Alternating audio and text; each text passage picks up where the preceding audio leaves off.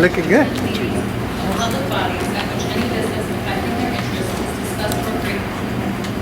In accordance with the provision of this act, the Manawan Aberdeen Regional School District Board of Education advertised this meeting on June 18, 2025 in the Asbury Park Press.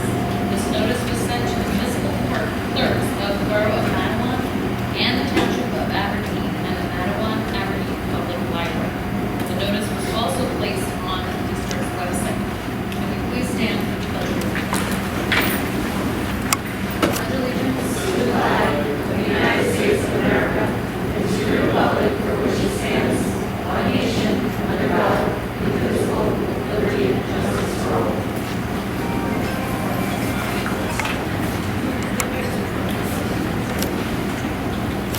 Mrs. Sisoli? Here. Ms. Miles? Here. Mr. McGovern? Here. Mr. Monto? Here. Ms. Powell? Here. Ms. Scott? Here. Ms. Burrell? Here. Ms. Martinez? Here. Ms. Warnicki? Here.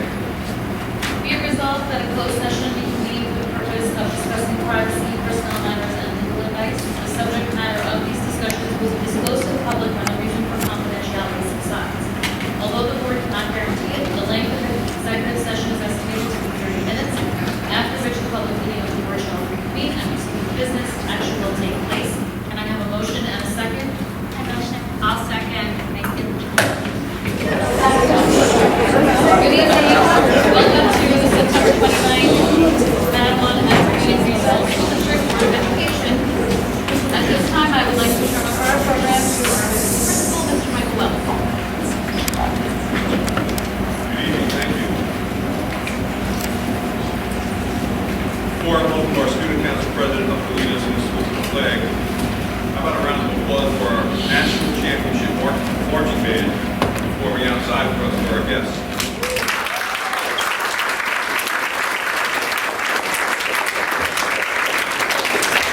Also, fresh off another first place victory this weekend, I'd like to take the opportunity to thank Mr. Spada, Mr. Beers, Mr. Curtis, Ms. Dominic, and Ms. Whitman for all their time, effort, and dedication that they put in to the students and represent us. Thank you. At this time, please welcome Mr. Danny Need, Student Council President, to the podium, to lead us in the salute to the flag. I ask that you remain standing, and our incredible choir will lead us to start.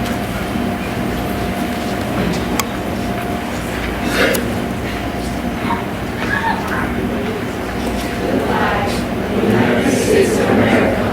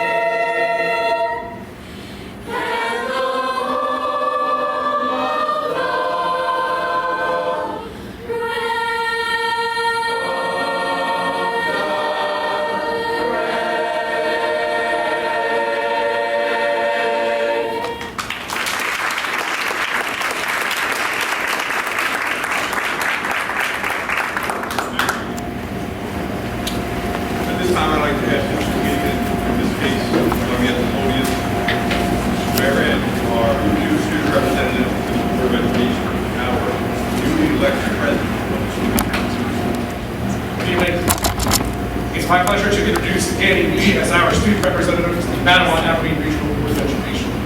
Danny is in 12th grade and has been an active member of our school community. He's a member of the Students Against Destructive Decisions, and he has shared that through this club, he's looking to make an impact on student safety by partnering with both the school district and Aberdeen Township to help keep his fellow students safe around our campus. Danny is also a member of the high school marching band, co-president of our academic challenge club, and he proudly serves as the Manawan Regional High School's student government president.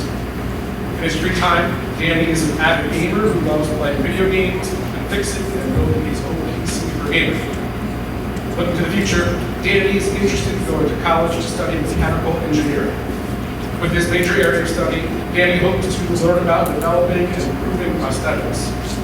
More specifically, he wants to refine the movements of prosthetic limbs to allow people the opportunity to engage in more precise hobbies like sewing and gaming.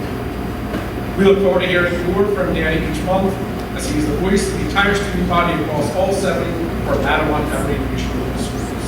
Danny, congratulations.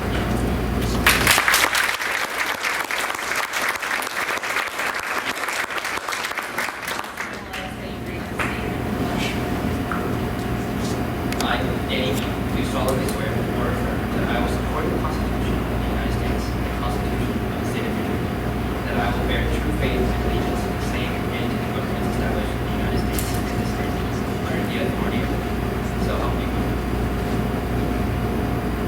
I, Danny, do solemnly swear that I possess the qualifications prescribed by law for the office of member of the Board of Education, and not disqualified as a voter pursuant to RS 19-1, not disqualified due to conviction of crime or offenses NJSA 18A 12, that I will faithfully and impartially and justly perform all the duties of that office to the best of my ability.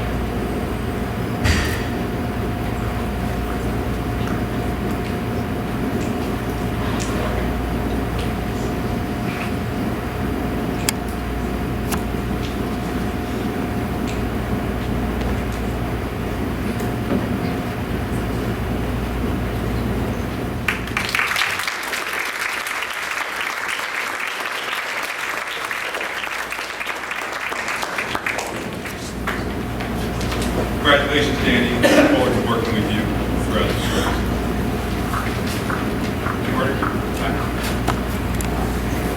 Thank you. I will now turn it over to our superintendent, Ms. Perez.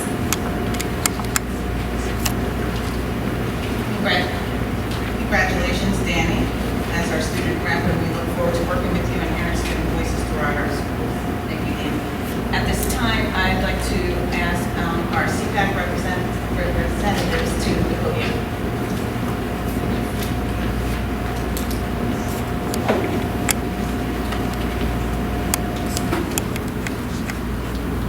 Good evening. Thank you for having us tonight. My name is Loretta Sorensen. I have the honor to be president of the CPAC, and I have here with me Irene Fairlow, who is our vice president, and my number one support, a huge help in everything we do. I live in Aberdeen. I have 2 older children and 1 younger one who is now a student at Boyd Road. He's in a special ed program there in the multiple disabilities class. So that's how I got interested in special education and specifically in the CPAC. So the first time I spoke to the board, the only other time, was about 18 months ago. That was our first year as a CPAC. So we were really just kind of getting started. And we were very focused on getting the word out, that the parents know we're here, letting the board know we're here, staff, faculty. And we're still doing that. A lot of our focus is still outreach, letting people know we're there. I call parents at least to be aware we're here as a resource for them. And also, if they're not interested, it's fine. We want to be sure at least they know. And I will say, Mrs. Steffens has been very helpful to us in helping us find ways to reach people who should not otherwise have.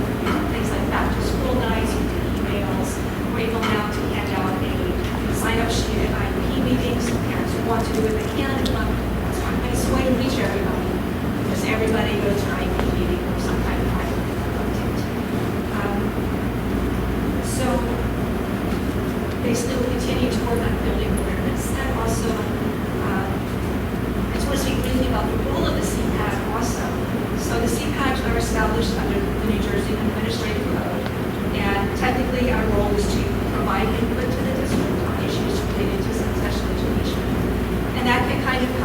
two ways. One is that parents come to us and they bring their questions, or they bring their ideas, suggestions, concerns, and that gives us information. I have my own ideas, but I need to hear from other parents, obviously, in other schools. So as much as possible, we try to talk to each other. And then being regulated with stuff, we talk about various things that come up. And the other direction that input can come from is if the district comes to us and says, what do you think?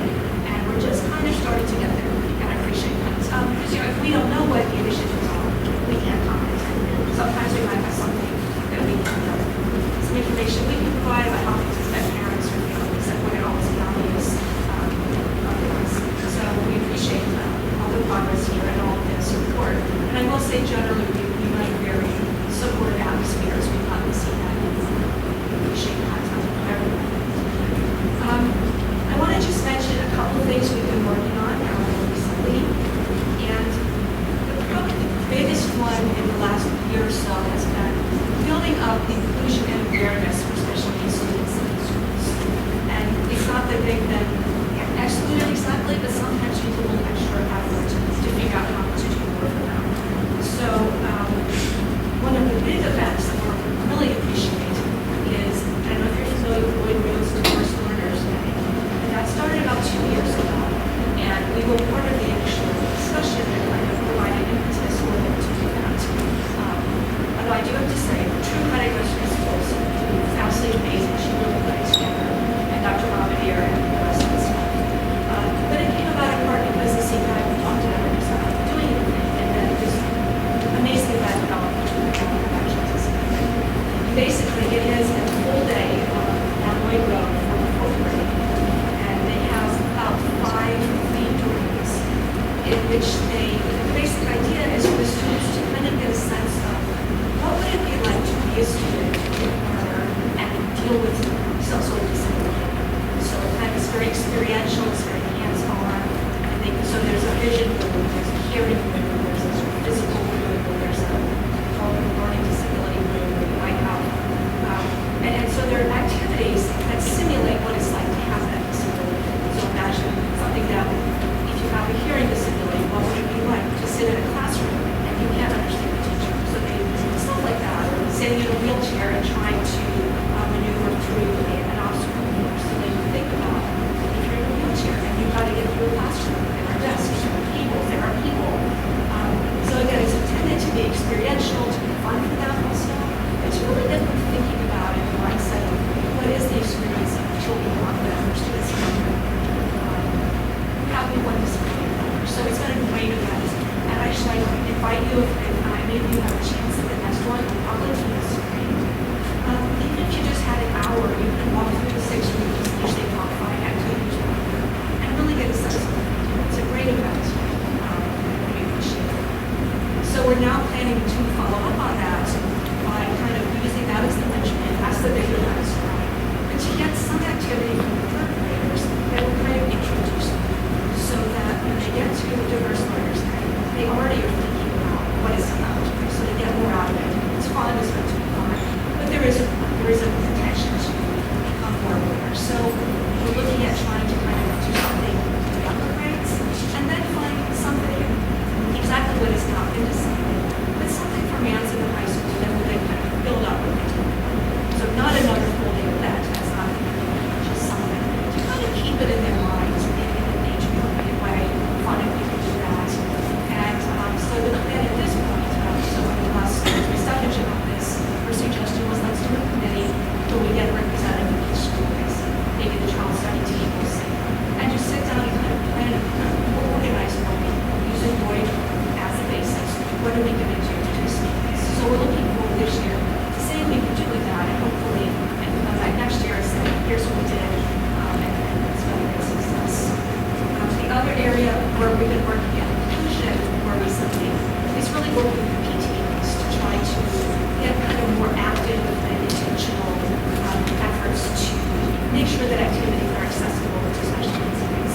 And it's again, not that anyone's trying to exclude anyone, but sometimes it makes a huge, there can be a barrier that maybe people don't realize to some people, some of the children's participation. So an example would be something like there's a dance, and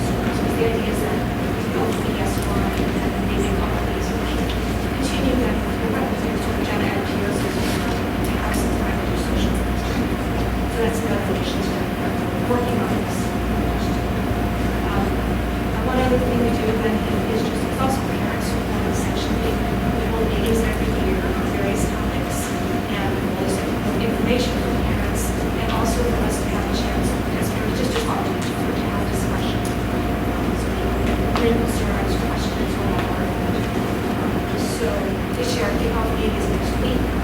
Stuff that you have other staff here to talk to us about topics like kind of how decisions are made about how the special ed programs are distributed in the district. Also things like how a decision is made about related services. Is your child getting speech OT? If they are, how many times a week? What is the structure of those things? What kinds of reading interventions are there? How do you get into them? And also why are children discharged sometimes? Because these are things that parents also don't really understand. So much of it is so then they come talk to us and we have this understanding. They will have additional meetings as well. We've also had meetings in the past where the speakers from the PAGE program, the endorsement program, some students who are looking at 12th grade. We've had speakers come and talk about understanding IEPs and other things like that. So this year we continue to have 4 meetings a year. And I think that's everything I wanted to mention at this point. Appreciate all of your support. And if there's anything you have a question about, I'm happy to answer. Thank you so much for that information. I know the Diverse Learners Day is very popular. I've had it covered in papers.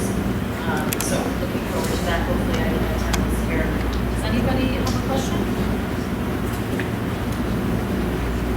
I'm sure we'll be reaching out if we do. I know we have several board members that are in contact in terms of just keeping those communications open. So we look forward to doing that as well. And I appreciate your time and everything you're doing.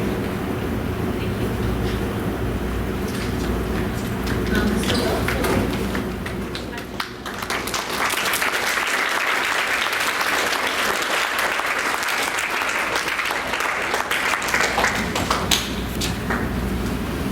All right, I'm back.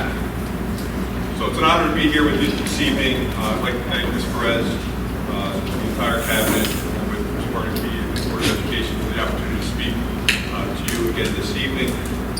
It's year 3. I'm back at the high school, and I could not have asked for a smoother opening. So I want to thank all of our staff, our students, parents, guardians, friends, and family for really, making this a great opening to the school year.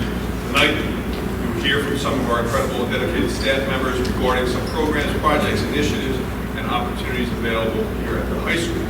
But first, I have to give a shout out to our entire operations and maintenance department under the direction of Rick Carlson and Chris Villa, along with our dedicated custodial team for their efforts in getting the building ready this summer. Despite the many challenges that we are facing with the budget, the commitment to providing a safe and secure learning environment for staff and students continues to be a priority. From the gyms being refurbished to our new faculty lounge and freshly painted halls, the building, as Mr. Page says, is popping. New scoreboards, new lighting, and newly installed sound system courtesy of the Manawan African Education Foundation. Our facilities are really coming together, so I want to thank everyone for your support. And finally,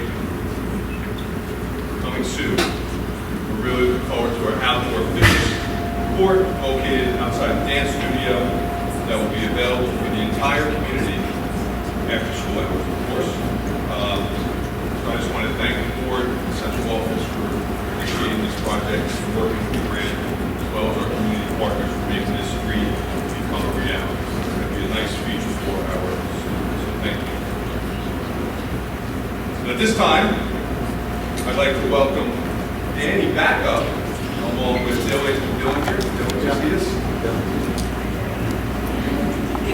Back up to the podium, and they're going to talk about a lot of the activities that they have been doing starting last year with the Students Against Disruptive Decisions. So, I'll turn it over to you.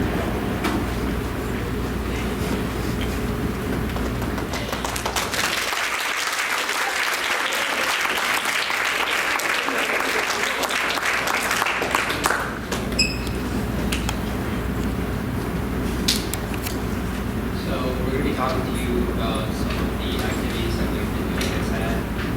So we're first going to talk about what we did last year, and then what the results of that were, and also what we have planned this year. So the first thing I'd like to talk about is the Serenity Rock Garden that we have at the high school. As you can see in the image that is on the slideshow, we'd like to thank that company for having provided us with all the rocks and their big main points was the targeted enforcement area on Walker's Road in Howell. And you may be wondering why Howell is relevant in this case, but our advisor, Mrs. Sharmito, she actually lives on that road, and her dog was unfortunately ran over because of the speed limit of 40 and a blind man. So after that happened, we the students in the club decided to take initiative and go to Howell with their board of ed meetings, their conference meetings, and try to argue to lower that speed limit and make that road a lot safer for kids and all the pets. Then the last thing I'd like to mention is the safe driving assemblies that we had throughout the year also. We had a program where juniors who went to the assembly were able to get early parking tickets this year. And I'd like to turn it over to Dylan. Thank you, Eddie. So, in all of our efforts, this was done as a means to potentially get us one super clubs. The Brain Injury Alliance is an organization that works against brain injury, and one of the programs they have is specifically against destructive driving, because if you get into an accident, you're most likely going to get injured. And because of all of our efforts that Danny just mentioned, we were able to win first place in win at $10,000 used to help fund.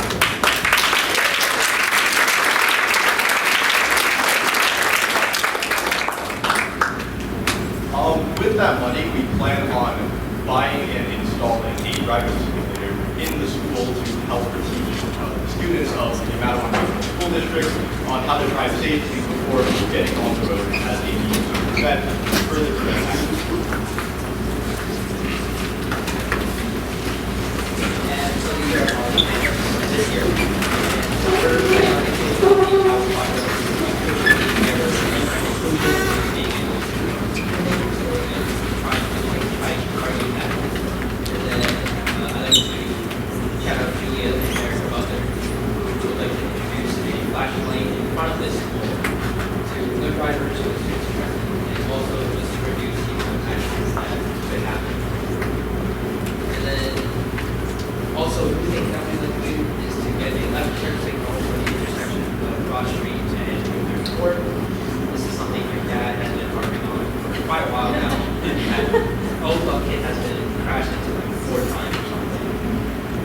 that'd be pretty nice to get fixed and prevent any further accidents. That's it. Thank you, guys.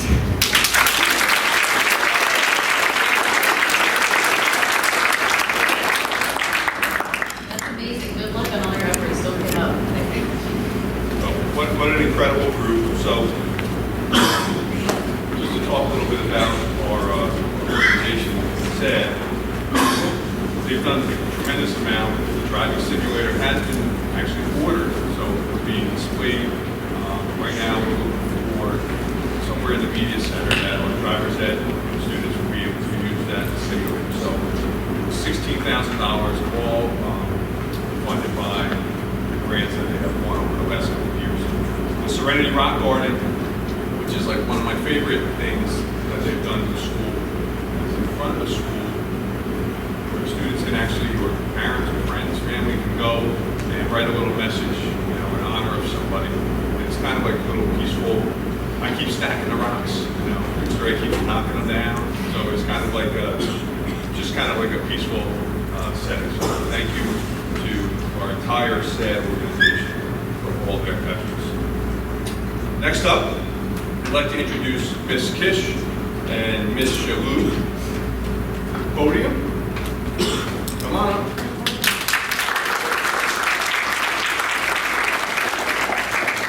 So about 3 years ago, we received the news that we had been selected by the New Jersey Department of Education to partner with Rutgers University as part of the Enhancing School Mental Health Services grant. Ms. Kish and Ms. Shalou quickly volunteered, or volunteered, to serve on the committee, and they have both taken a leadership role on this committee. So I want to thank both of you for stepping up. So here here to talk a little bit about the project.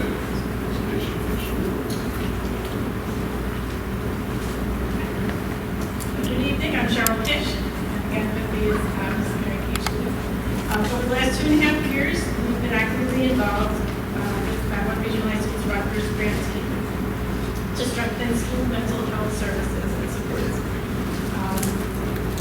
The grant team basically was created to work together to create different types of programs for the students in high school.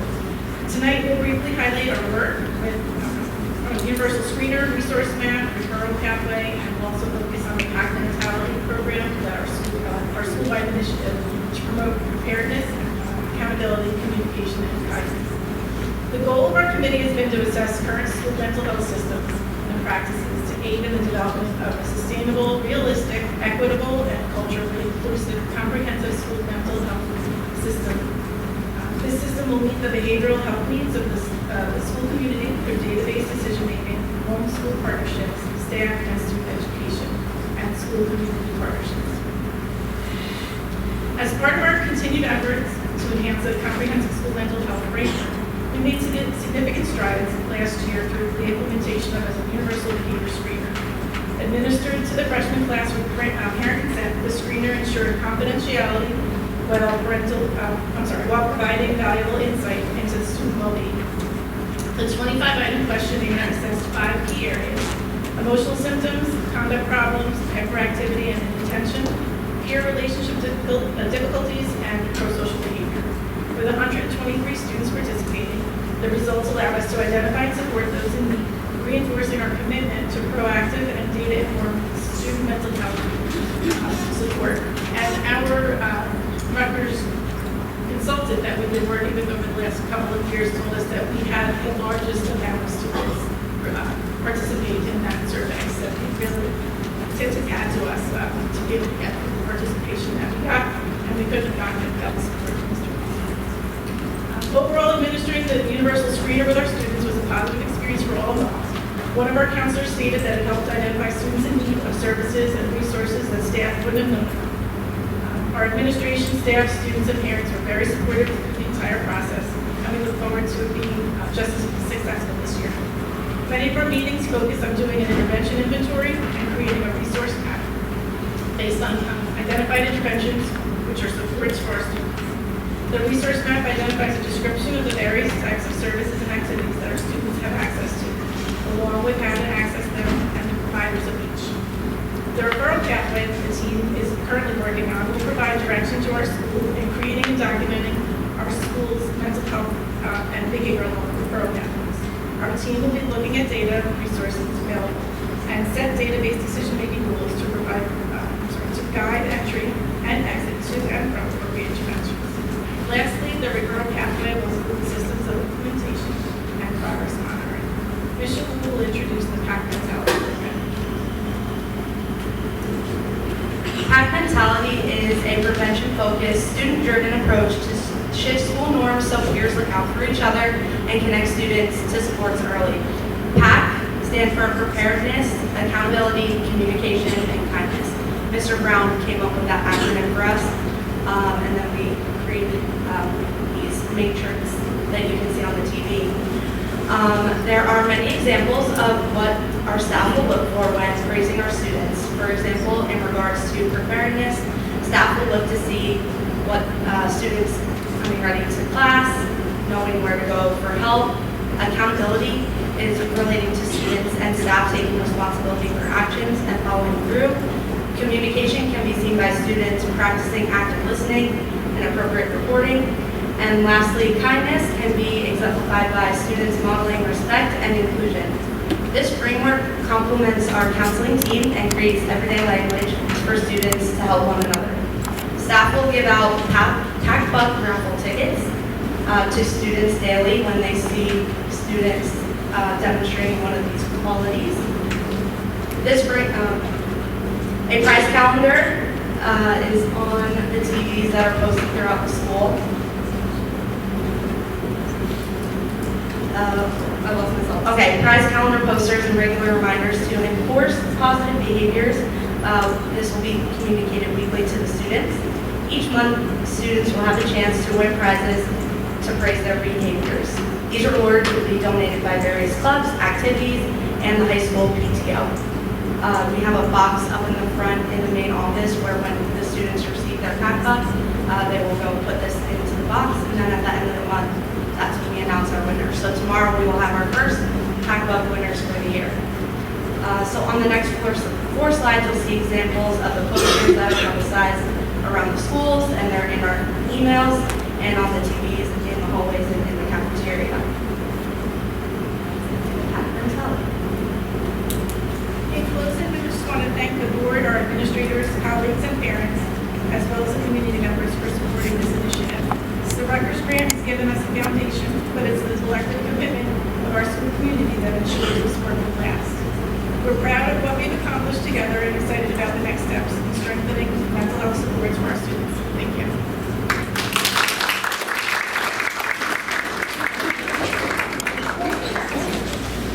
Before you go, for all your efforts, I'd like to present you a certificate of appreciation.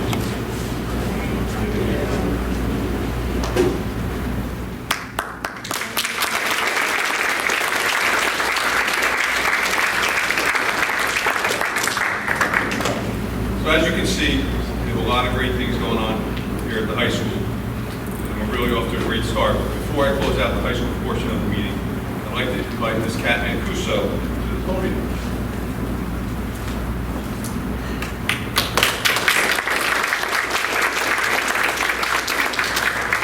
Ms. Mancuso was selected as a 2025 Outstanding Special Education Teacher from the National Association of Special Education Teachers. This award is bestowed on special education teachers who have demonstrated truly exceptional achievement in the field of special education. Please join me in congratulating Ms. Mancuso.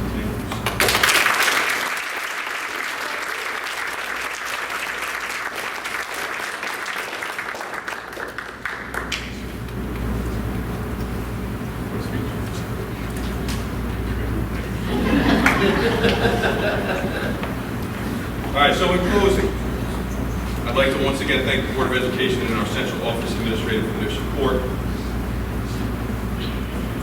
And I want to invite everyone to come join our award-winning dog pound this Friday night at our senior night, where we will be recognizing our marching band, our color guard, our cheerleaders, dance team, and of course our football players. So you're all welcome to join the dog pound on Friday night.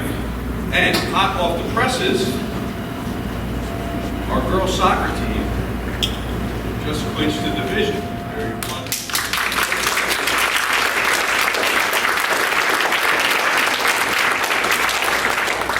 So Ryan cannot be, he's actually in class tonight. He just texted me that they had a big victory over Home Branch, so they are co-division champions for the first time. Very, very, so congratulations to them. So in true Madawan fashion, I'd like to invite you all to join our choir singing our alma mater.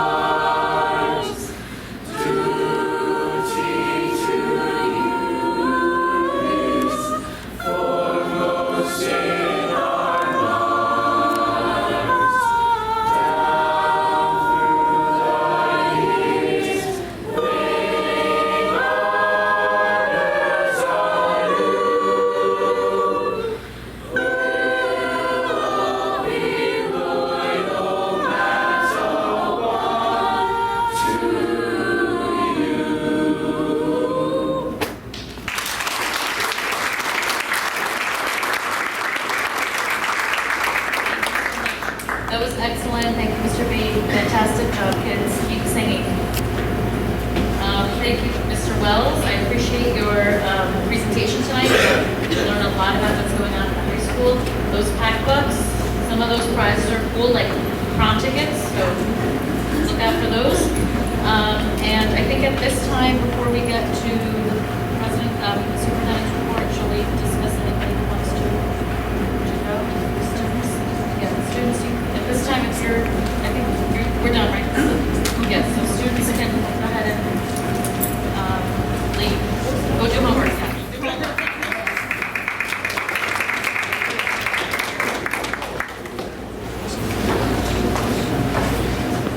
Okay, continuing our meeting this evening, I would like a motion and a second to accept the minutes. I'll motion. I'll second. A motion and a second to accept the correspondence to the board. I'll motion. I'll second. Ms. Cruz, anything to add in terms of superintendent's report? Yes, thank you.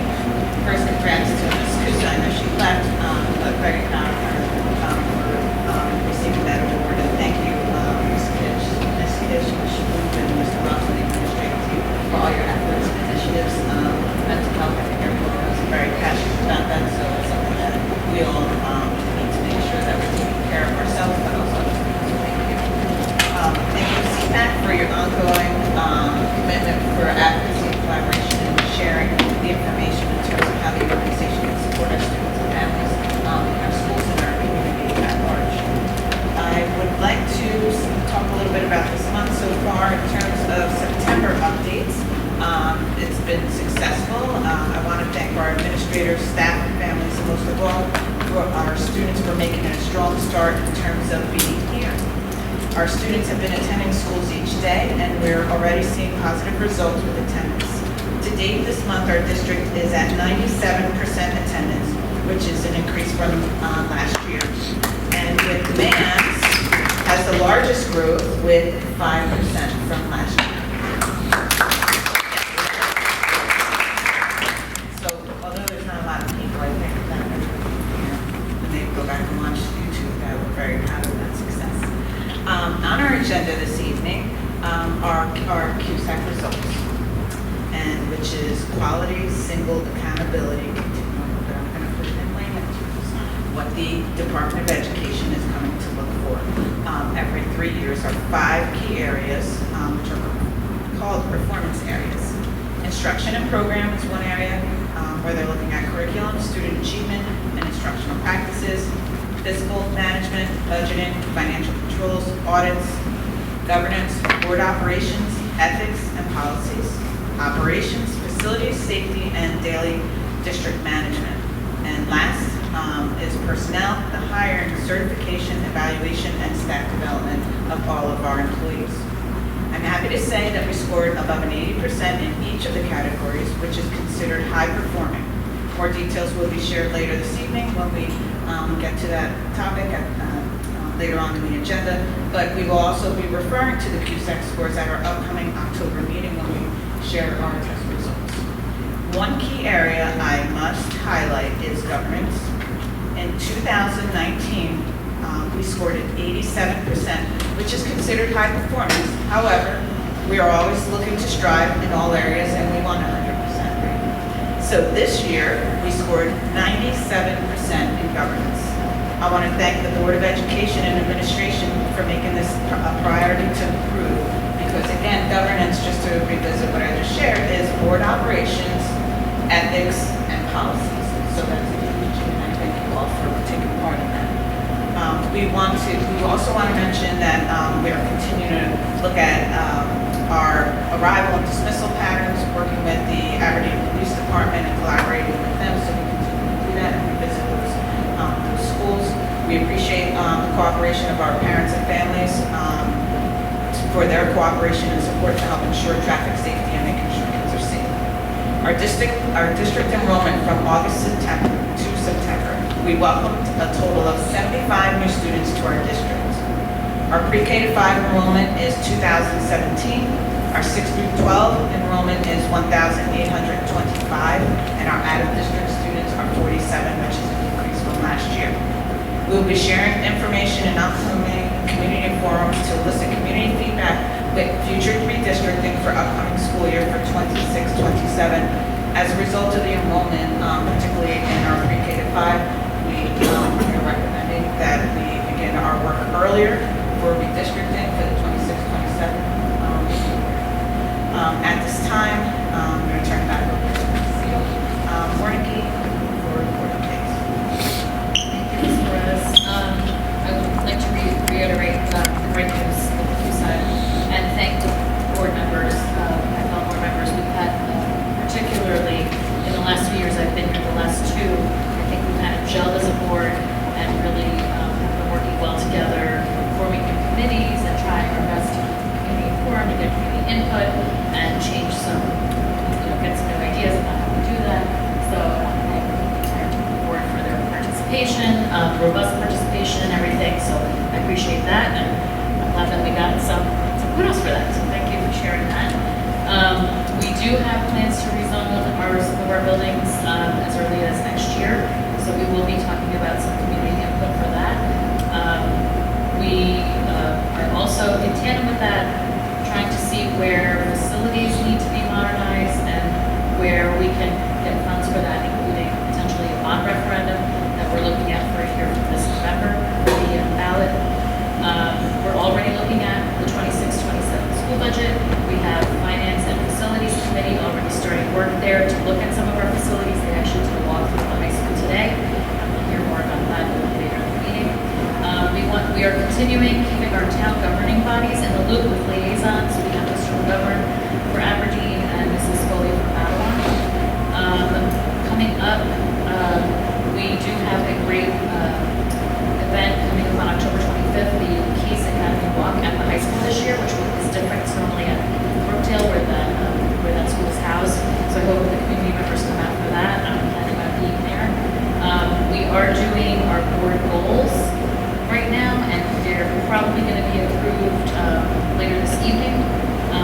We have to discuss them and we'll get to that. But anyway, the goals are basically just refining what we've been working on over the past few years, including community outreach and keeping ourselves informed. So we go through training as board members. We're required to do at least, we do one every year. So we're up to date on things like how to look at a budget when we're talking about school budgets. And of course, we go to the School Board Association meeting every October. So that's coming up this next month, and we're looking forward to attending some informational sessions there. I recently went to a home meeting. We are only 3 and 2, Mr. Wells, right? 3 and 2 after Friday night. Okay. So that's great, and it was a lot of fun, and I plan on being at senior night, and I'm invited to sit in the dog pound. At your own risk.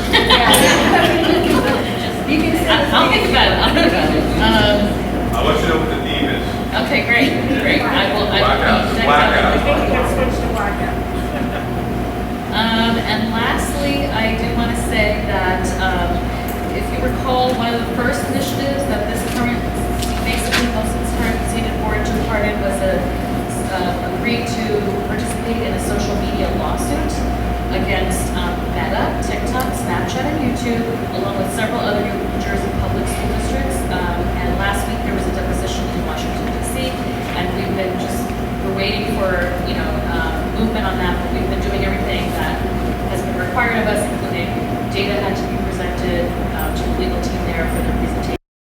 We will keep you all in the loop, and it's basically that the contention is that it's affecting mental health of students, and then the school districts are having to do all of the work for that by providing services when those kids' mental health is impacted by the product put out by these companies. So we're trying to seek some recourse for that mental health initiative, the funds that we have to put out to address that. And that is the report.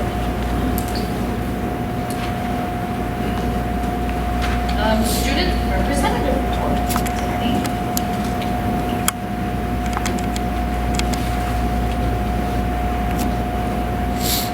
Good evening, President.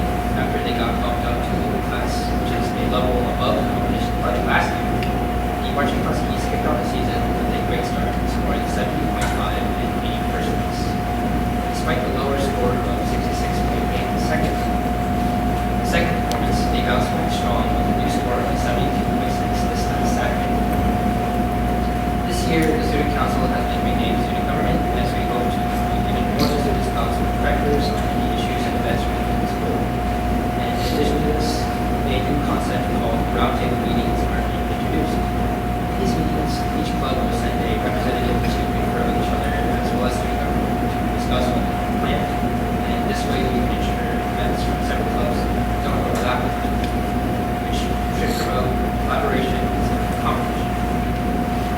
Speaking of events, we're excited for the upcoming Spirit Week and Mutual Respect from October 6th to 10th. And during the process of finalizing each day's that was actually said that today. And in the week of respect, civic leaders will encourage students to decorate shoe templates to help those understand what it's like to stand in those shoes, emphasizing that students come from all walks of life.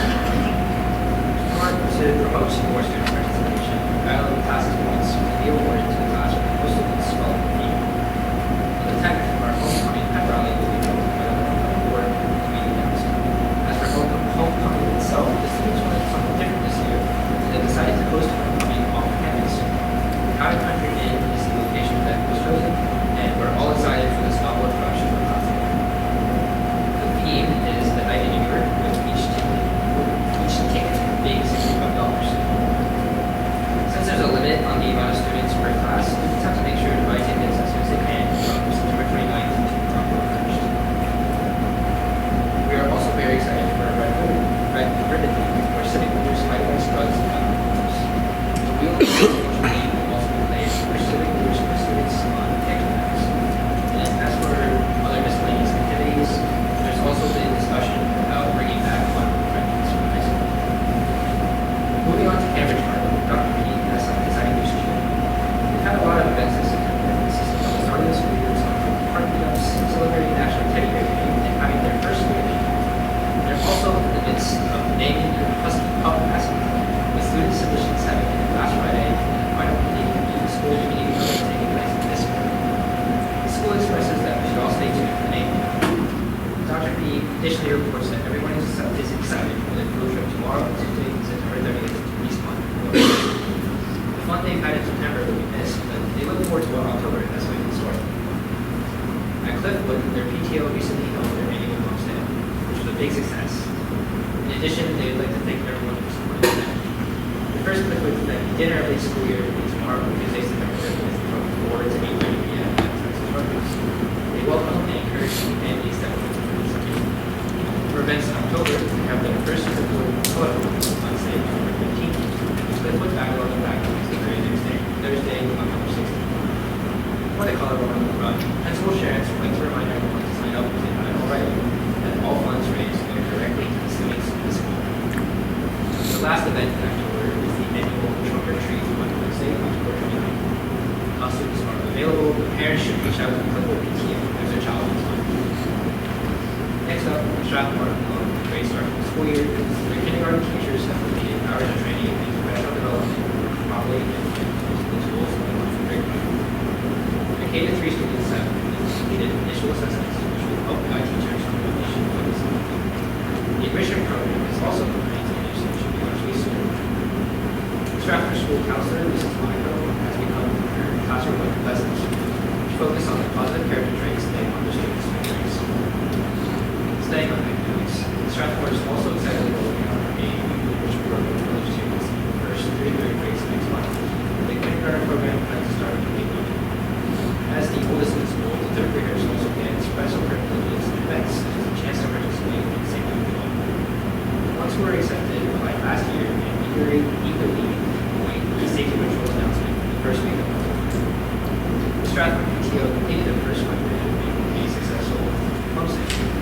We have a lot of great events planned for students this year, with a variety of fall-related events. For a beat drive, they've also had more service. They're kicking off the PBIS program, where students will have positive reinforcement and incentives to be respectful and kind to each other. Today, they had grade level assemblies where they spoke with students about their remarkable program and the PBIS incentive program itself. Next week, they have their week of respect, special lessons, and spirit team recipes. Really had a successful back-to-school night on September 2nd. And would like to thank the PTO, the MAE Foundation, the SEPAG, Battle on Average Public Library, POSP, Battle on Football Cheer, Nashio's Food Service, and NJ4S, Search Compass for their support same day, there's also a parent workshop hosted in partnership with Harvard by Gabriel Office, focusing on promoting online safety and improving behavior, managing stress and anxiety in school, strategies and tools for parents and students. The school emphasizes the appreciation they have for education programs as they provide fourth and fifth graders with important skills related to fostering social development. Also excited to announce the third annual Boy Classic Cafe this past Friday, February 26th. The cafe provides students and boy girls and teens and others in classroom the opportunity to learn important life skills while providing an opportunity to discuss and spread themselves. Wardrobe PTO is also preparing for their fall chocolate fundraiser. Students are asked to help raise money by selling chocolate beverages and books. In addition to this, the PTO is gearing up for their trunk or treat and fall harvest festival this October, and they look forward to a spectacular event.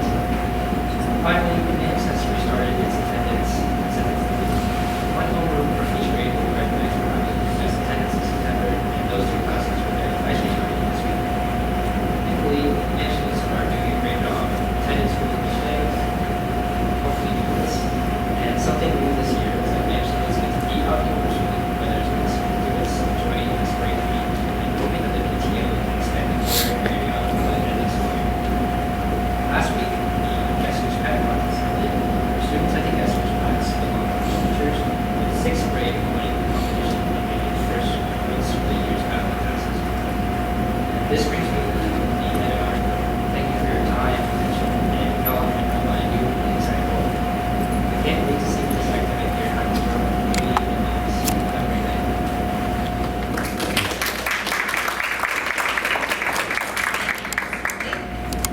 Moving on, curriculum and string, oh, sorry.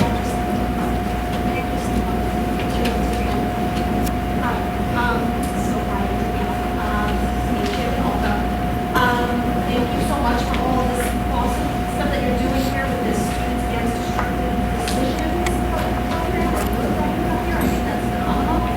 I work alongside the injury prevention program at Johnson Hospital in New Brunswick. So they offer a safety ambassador program where they work with students or ones in particular on different safety programs in the community. And they do outreach, and they come to the school, or you can go to outreach program with them. If that's something that you are interested in, or somebody in your group is interested in, I would love to try to make that connection for you, because this is all phenomenal. So I'll be seeing you, in a couple of months, weeks, or you can email me or call me if you're interested in that. Thank you. Thank you, Lindsay. Thank you, Mr. Bowler, for that. Sounds good, take advantage of it. Okay, moving on, curriculum and instruction, Mr. Lehman. Thank you. Curriculum and instruction agenda is for action tonight. We're asking the board to approve items A, travel, and B, other, which was previously presented at the CAL. There are no items read. That concludes curriculum and instruction. I have a motion and a second to accept curriculum and instruction. I'll motion. I'll second. Any questions? Student services? Student services agenda is for action this evening. All items are in red. Item number 1, we're asking the board to approve the service providers for the 25-26 school year as listed. We're asking the board to approve item number 2, which is bedside instruction for students as listed, including cost and faculty sheets. We're asking the board to approve item 3 and 4, which are both out-of-district placements, the 25-26 school year with school cost and faculty sheets as listed. That concludes student services. Thank you. Can I have a motion and a second to accept student services? I'll motion. Any questions? This morning, I just have a question.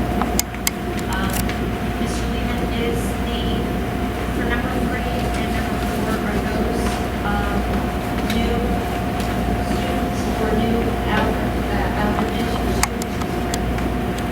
Or were they from last year? I believe they are new, but I can confirm that. Okay, no, I was just going to say, because I know that that's, or I think, if I'm correct,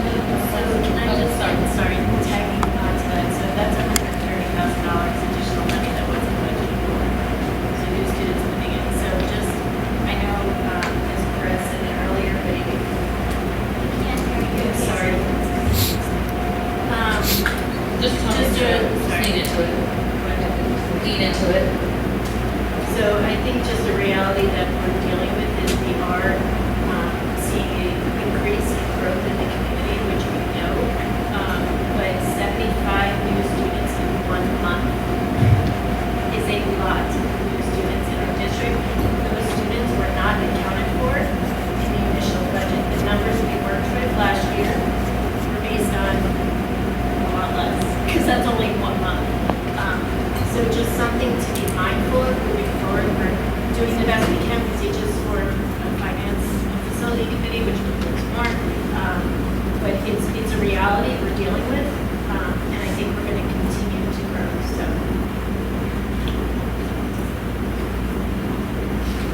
Thank you. Dr. Ross. Thank you, Mrs. Kennedy. The board received several walk-in items that we are asking the board to take action on this evening. Those actions include some absences on page 1 of 2 as listed, which include medical personal leaves. On page 2 of 2, we have appointments as listed, 2 part-time kindergarten assistant, instructional assistants. And item 3, we have some staff array changes as listed to cover assignments. At the bottom of page 2, we have additional pay as listed and administrative pay as listed. That concludes the walk-in items for tonight. On to the regular agenda, we have several items in red and some remaining items from the town. We're asking the board to take action on all. On page 1 of 7, we have resignations and retirement as listed. We have in section B, leaves of absence as listed, including personal medical leaves. And on page 2 of 7, we have appointments as listed, which goes on from 2 to 3. We also have extracurricular activities as listed, instructional assistants as substitute teachers as listed for the school year to cover classes. We also have on page 4 of 7, staff array changes as listed. On page 5 of 7, we have college student observers as listed. And D of other, on page 5, we have administrative leave as listed, termination as listed, professional development presenters, teacher orientation as listed. And on page 6 and 7, we have including compensation, bans, bus arrival supervision, a food clinic that we host yearly on our professional development day, and then we have a crisis team, including the voucher payments for those staff between 5 and 6. We have our transportation assistant hours as listed for that one individual. We also have on 10 additional pay, and we have safety award pay on item number 11, which we have 25 of our bus drivers who are awarded a special certificate and money of $250 for 2 consecutive years, I believe it is, of safe driving. That concludes the personnel agenda. Thank you. Can I have a motion and a second to approve the personnel agenda? Motion. I'll second. Questions? Before we get to other board member questions, I just wanted Dr. Wilson to clarify what you talked to us about. Seems like a lot.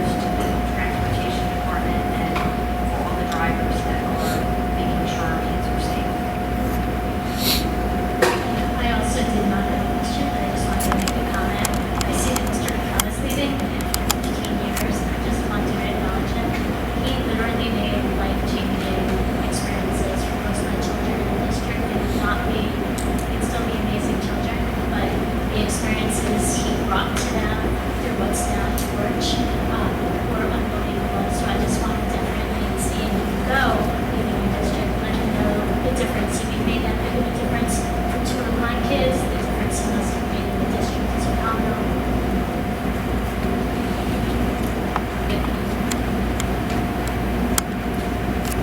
Okay, policy, we have no policy minutes. Finance, this case. This evening, we'll be looking to take action on the following items: the board secretary for the month of August, as well as payroll certifications for the month of August, receipt and acceptance of the board secretary's report, treasurer's report, approval of transfers, and approval of the bills list for September. As we move on to page 2, we'll be approving the enrollment that was spoken about earlier, as well as routine travel for the staff member listed. A big shout out to 101 of our students who are throughout the Monmouth County vocational programs. Also, a big thank you to the acceptance and donation from United Way for backpack supplies, coats, etc. in the amount of over $4,000 that have been spread out district-wide to support our families. As spoken about earlier, we'll be approving the scores for MJ CUSAC, fire and evacuation drills for the month of August, and approval of all of our in-district routes for the 25-26 school year. At this time, I'll take the opportunity to turn it over to David to speak a little bit more about CUSAC. In this case, so just to reiterate for the board, clarify for the board in terms of the overall scores that this press had presented under item E, there's 2 buckets of scores. Bucket number 1 is out of 3 possible points. Those 40 points represent our actual curriculum, which we are curriculum guides, curriculum pacing, curriculum resources. It's the technology that we use, it's graduation requirements, it's assessments supported by curriculum. We received 40 out of 40 points. 100% of that bucket we earned in the review. The other bucket is out of 60 points. Those 60 points are based on student achievement, which more specifically is how students performed on the NJSLA state assessment in mathematics, ELA, and science. So we earned 42 out of 60 points. So we got the 42 and the 40, that's how we get 82. It's important to remind the board that back in February, this calendar year, last school year, we presented to the board the waiver that we were able to file with the Department of Education that allowed us to use student growth on assessments rather than just the raw scores.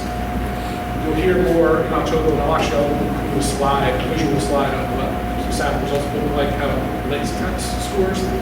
But our students are growing in a positive direction in our state assessments, and that's reflected in that 42 score, of course, the acceptance of the waiver. So just to give some historical information, when we look at past CUSAC cohorts, it happens every 3 years, past 2, we've been in the low 80s in instructional planning, because it's reflective of student achievement, student assessments. So we're heading in the right direction. That overall score, which is considered passing for the district, is a good thing. We're moving in the right direction. We take all the 5 components, I think results in a higher information. The board has any other questions, I can field them, or if you want more information, I present in October, I'd be glad to do that.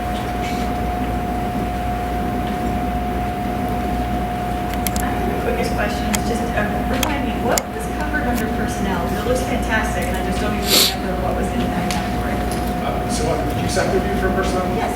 So what they do is they look at a variety of things. That includes looking at how administrators observe and evaluate teachers. It looks at our professional development plan for the district and for teachers. They go through personnel files for staff who've been hired in the past 2 years, or around tenure staff. They look to make sure that we're complying with all the components of the personnel file. And then they look to see the compliance and completeness of all our state mandated trainings.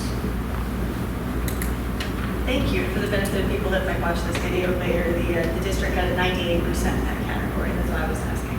Thank you. Thank you. Any other questions?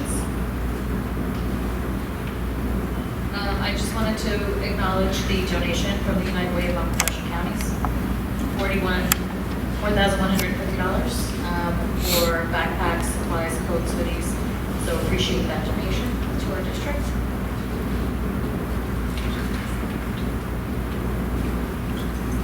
Can I have a motion and a second? Do we all second? All motion. I'll second. The Board of Education recognizes the value of public comment on matters of interest to the school community. Individuals wishing to speak must state their name and address. Comments are limited to 3 minutes duration, but an individual may speak a second time after all others who wish to speak on the topic have been heard. All statements should be directed to the board president, and no participant may address or question board members individually. All speakers are requested to express themselves in a civil manner with due respect for the dignity and privacy of others whose legal rights may be affected. Please note, while it is not the board's intention to stifle comment on matters of legitimate concern, the public should be aware that if their statements violate the rights of others under the law of defamation or invasion of privacy, they may face personal liability to the injured party. If speakers are uncertain of the legal ramifications of their comments, the board urges them to seek guidance beforehand from their own legal advisor. And anybody wishing to express a legal comment?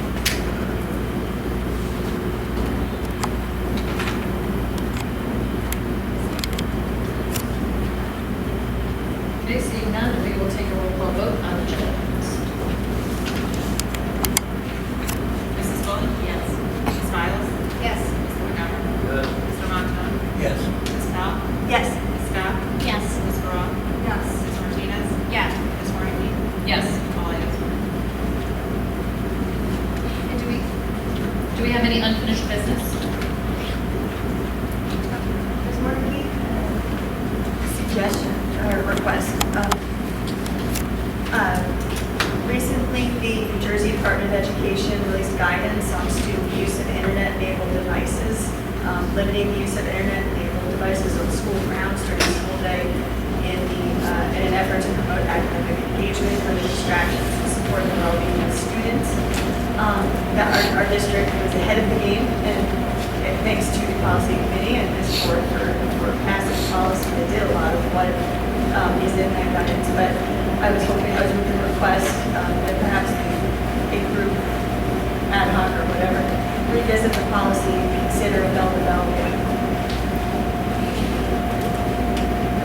I would like to back up exactly what you said. It's not being a district that went from no cell phone policy to adult policy. The difference in students not being able to check between classes, not having to resort to getting their mind out of social media after lunch.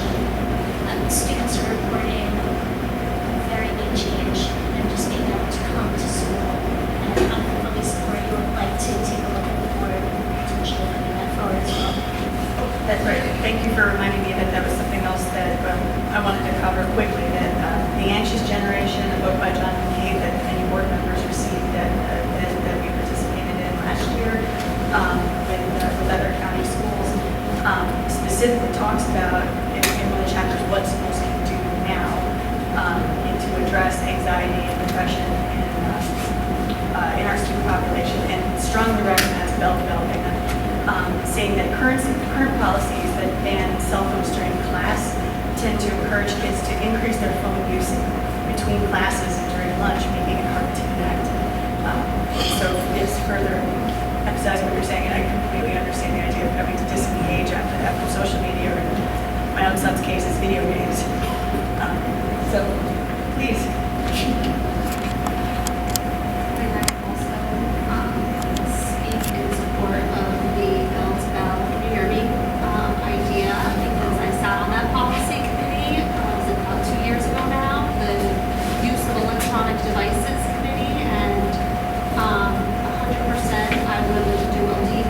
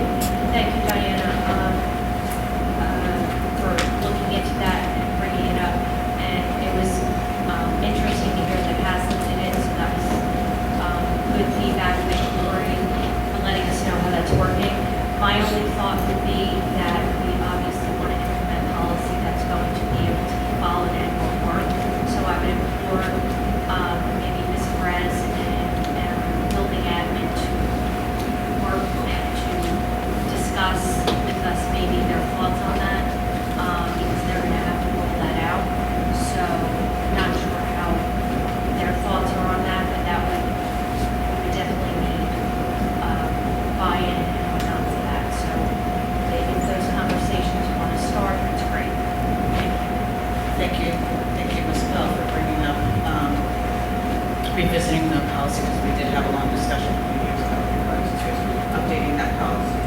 So I do ask that we have an opportunity to discuss it with the administrative team and also with representation from teachers and the school in terms of what that looks like. They are the ones that are in the buildings each and every day. So I want to make sure that if there would be any updates to any policy like we always do, is that we're getting their input and in terms of making sure that it's successful and it's not stifling any instruction that's taking place in the classroom because we're trying to use self-use. Not just all of you, Ms. Perez, if you are interested at all, I was a teacher leader on a program with putting that in place, and there's some background that I know from the things that you're saying. So if you like my feedback on any of that, I'd be more than happy to help. Thank you. Yeah, I definitely be in favor of revisiting that. We're going to let Danny go back to the students and see what they have to say about it, maybe. And we'll hear from him maybe next week. You don't want to know. He doesn't want to be the, Bringing he doesn't want to be the student messenger. Yeah. Danny's responsibility this year is to focus on student voices in the buildings. So we do expect that, Danny. So let us know how that goes. The other thing I do want to reiterate is that our district does have, maybe this is something you can also bring back to the schools. We are through the Madeline Aberdeen Educational Foundation, we are trying to become a wait until 8th pledge holders, I guess is the right word, for each school. So the wait until 8th pledge is just parents coming together, like-minded parents that want their children to wait until 8th grade to have social media. Maybe not necessarily a cell phone, but at least social media, which really, I mean, you're supposed to be 13 for a lot of these platforms anyway, which a lot of kids lie about their ages to get on them. And I think that you need 10 families to sign on, and we do not have any schools in the district where 10 families are willing. Not even 10 families are agreeing amongst themselves, like, let's all sign this pledge together so that, you know, the friends, at least the friend groups, can be in the same boat with what they're doing and how they're being exposed to social media. So in addition to that policy, I think looking at other initiatives between families and parents and other school groups to really kind of delay that social media for your students. I mean, we're seeing what's happening and what's the results of some of that going down into the rabbit holes on there are. So I would implore people to really look at what age you're allowing that. It's kind of lost its lighthearted purpose, I feel. Okay, any new business or any other unfinished business? I think we have new business. So a couple of things for new business. First, an easy one. Matamon Day is this Saturday. At the Municipal Center, or everything's right over there. So that's this Saturday. Also, as we mentioned earlier, just to give an update, we had formed a finance and facility committee. First kickoff was today. It's myself, Mr. McGovern, and Mr. Montone, and so this committee was formed for a couple of reasons. One is because we do know that we've got rezoning that's going to need to happen come September of this year, 2026 for the elementary building, so that's going to be some changes going on. Then we've also got a potential for a referendum coming up in a year. Potentially, all of our roofs are currently out of warranty on all 7 buildings, so that is a concern. So keeping those things in mind, we also know we've got a number of new students joining the district, some building going on. So we thought it was an important time to start this committee. So the first step is we thought it would be a good idea to start touring the buildings. So today we toured the high school. So we came in and we went into a lot of the different rooms. We're going to go building by building. Next up will be NAMS, and we'll just work our way down so we can really get a good understanding of the state of the facilities, all the buildings and the grounds. So that was really helpful. And then, some of it may be areas in need of repair, some may be cosmetic upgrades. Obviously, there are going to be a lot of needs like to have and some other requests that we'll have to further discussion in the future because it's going to take looking at the budget, thinking about the referendum from a proving standpoint, and also balancing the overall needs of the district and what's really feasible and what's not in the near term, and then what's further out. So don't want to get into specifics, but you can start to see that there is some water damage happening from the roofs, which I think is really important to point out. I took a few pictures today, and I'm sure in other buildings the same if we're dealing with patching at this point. So that's a real reality that we're going to have to talk about in the future. But also, just some things in the interiors. We looked at, the exteriors. We talked about some of the other buildings or facilities on the grounds. So there's a lot to think about. Haven't shared it all on board yet, so we need to have more discussion. But just know it's something we're really taking an active role in right now, and then we'll be discussing over the next year. So that was that, and then also in terms of liaisons, I know myself and Mr. McGovern are liaisons. We will be talking to our counterparts and attending upcoming meetings, council meetings, and sharing some, updates as appropriate from the school perspective, and then also we'll be having a community forum in November, and information coming, so that we want to get out there so that as much of the public and community can be made aware as possible. Thank you.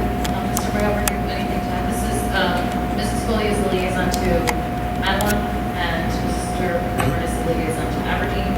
So they kind of keep the governing bodies of those municipalities informed of what is going on in the district. Just did, I kept my liaison updated with the results of the last meeting, district meeting and everything, and engaged in conversation with these kids. He's retiring at the end of this year, so I just wanted to kind of get ahead of the curve on who's going to be replacing him and start building that relationship now. Thank you very much. Any other new or unfinished, or I guess new business? Okay. Seeing none. Be it resolved that a closed session be convened for the purpose of discussing privacy, personal matters, and legal advice. The subject matter of these discussions will be disclosed to the public when the reason for confidentiality subsides. Although the board cannot guarantee it, the length of the executive session is estimated to be 30 minutes, after which the public meeting of the board shall reconvene and proceed with business. Action will take place. Can I have a motion and a second to adjourn second executive session? Motion.